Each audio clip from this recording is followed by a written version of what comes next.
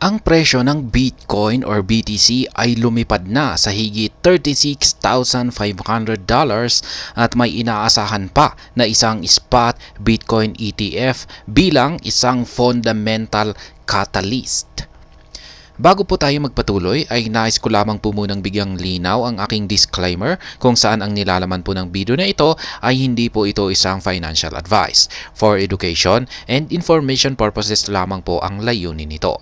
Nais ko na rin pong magbigay babala na wala pong kahit anumang group chat ang Pinoy Crypto Trader.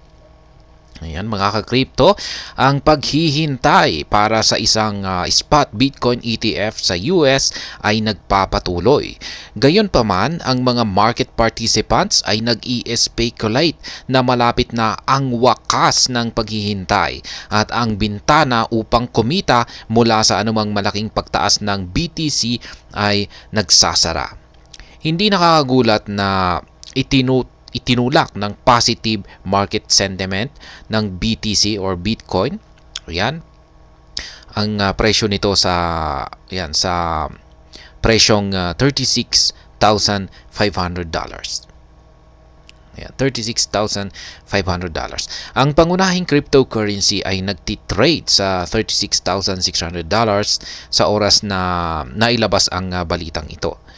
Ayan, meron itong ilang positibong balita sa harap ng spot Bitcoin ETF na nagtutulak sa pagtaas nito. Ayan, noong Huwebes ay lumabas ang mga ulat na ang United States Securities and Exchange Commission ay nakikipag-usap na ngayon sa crypto asset manager na Grayscale tungkol sa kanyang aplikasyon para sa spot Bitcoin ETF. Tandaan na orihinal na tinanggihan ng regulator ang kahilingan ng Grayscale na i-convert ang kanyang Grayscale Bitcoin Trust or GBTC sa isang spot Bitcoin ETF. Gayunpaman, pagkatapos ng isang labanan sa korte na nagtapos pabor sa Grayscale, binuksan na ng SEC ang mga usapan sa asset manager upang potensyal na maaprubahan ang kanyang spot Bitcoin ETF. Sa kasalukuyan ay nakikipag-usap ang Grayscale sa Division of Corporate Finance ng US SEC at sa ahensya ng Division of Trading and Markets tungkol sa conversion ng spot Bitcoin ETF. Habang hindi nagbibigay ng mga detalye ng mga diskusyon, ayan, ay sinabi ng legal counsel ng Grayscale na si Craig Salm na ngayon ay isang tanong lamang kung kailan, hindi kung or hindi yung not if. Yan, aaprubahan ng SEC ang isang spot Bitcoin ETF. Inakala rin ni Salm na ang iba pang mga kalaban tulad ng BlackRock at Fidelity ay gumawa ng proseso sa mga diskusyon kasama ang SEC tungkol sa kanilang kanya-kanyang mga aplikasyon. Ang isang bagong social media update ng US SEC noong Miyerkules ay lalo pang nagpalakas ng haka-haka ng isang Bitcoin ETF ay paparating na. Sa isang video na ipinakita ni SEC Chairman Gary Gensler ay isa itong overview ng Division of Corporate Finance na ahensya. Sa gitna ng iba pang mga bagay ay sinikap ni Gary Gensler na linawin na ang division ay nagpapanatili lamang ng basic bargain of US capital markets.